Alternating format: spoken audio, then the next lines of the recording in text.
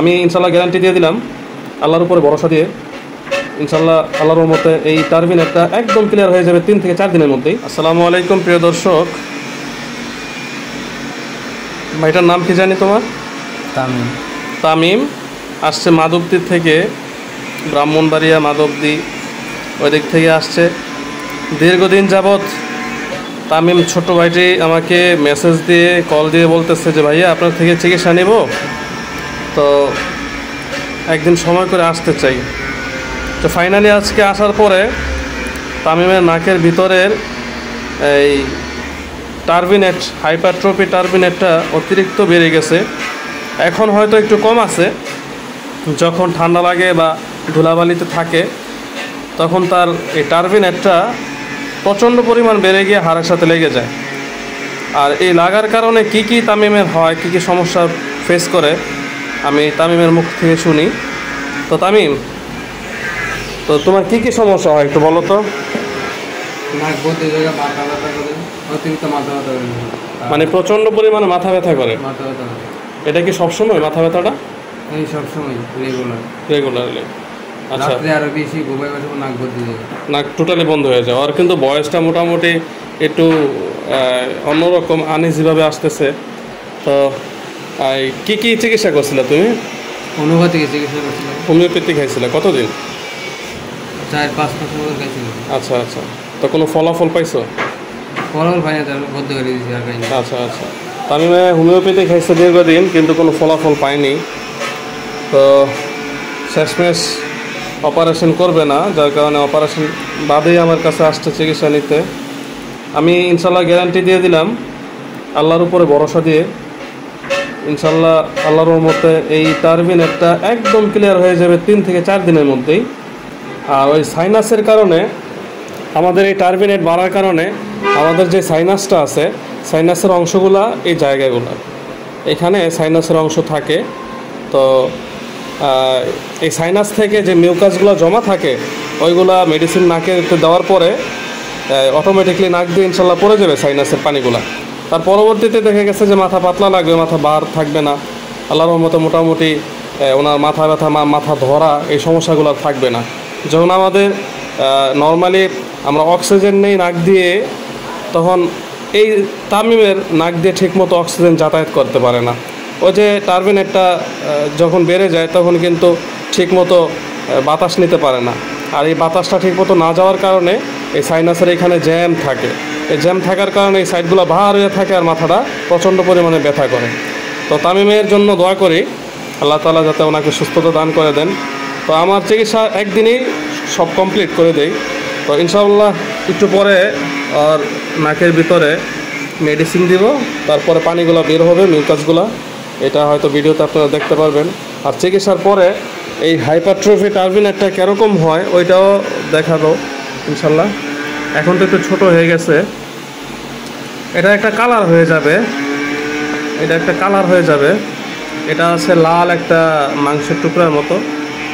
হ্যাঁ, যখন ওষুধ দিব তখন একটু কালার অন্যরকম হয়ে যাবে, মানে এটা ড্যামেজ হয়ে যাবে, তারপর শুকিয়ে পড়ে যাবে ইনশাল্লাহ। ঠিক আছে, তো ভাই আপনি তো দেখছেন না? দেখছি। কিরকম দেখলেন? অনেক বড় হয়ে গেছে দেখা যাচ্ছে। আচ্ছা আচ্ছা, হ্যাঁ এখন তো একটু কম আছে না? একটু আগে তো আমরা দেখছিলাম যে অনেকটাই বড় না? ঠিক আছে, ইনশাল্লাহ আমরা একটু এখনই চিকিৎসা শুরু করব।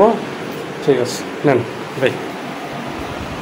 প্রথমত ইঞ্জেকশন দেবো না, এটা কিন্তু ইঞ্জেকশন না, মূলত প্রথমত এটা একটা ড্রপ। এই ড্রপটা ওর নাকে দেওয়ার পরে এই টারবিনেটটা ছোটো হয়ে যায় 10 মিনিটের জন্য।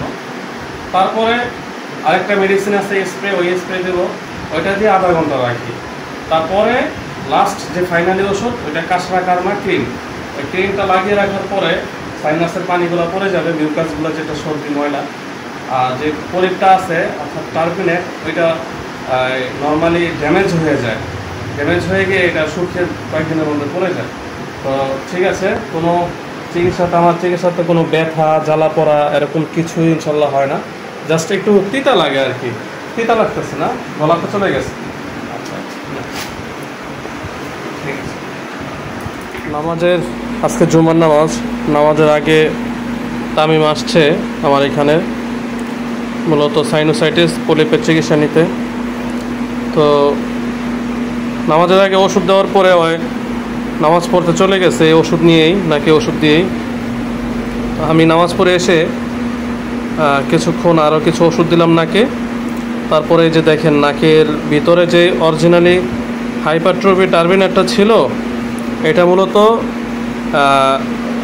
গোড়া থেকে রক্ত চলাচল অফ করে দিছে। অর্থাৎ গোড়া থেকে রক্ত চলাচল, এই টার্বিনেটের গোড়া থেকে রক্ত চলাচল বন্ধ করে দিছে। আর এই বন্ধ করার কারণে টার্বিনেটটা কালো হয়ে গেছে, মানে এটা গোড়া থেকে নষ্ট হয়ে গেছে। তারপর শুকিয়ে, গোড়া থেকে শুকিয়ে অটোমেটিক 2-1 দিনের মধ্যে জোরে পড়ে যাবে এটা। আচ্ছা তামিম, এই যে এই পর্যন্ত চিকিৎসা করলাম, তো ব্যথা ট্যাথা পাইছো বা কষ্ট হয়েছে এরকম কিছু?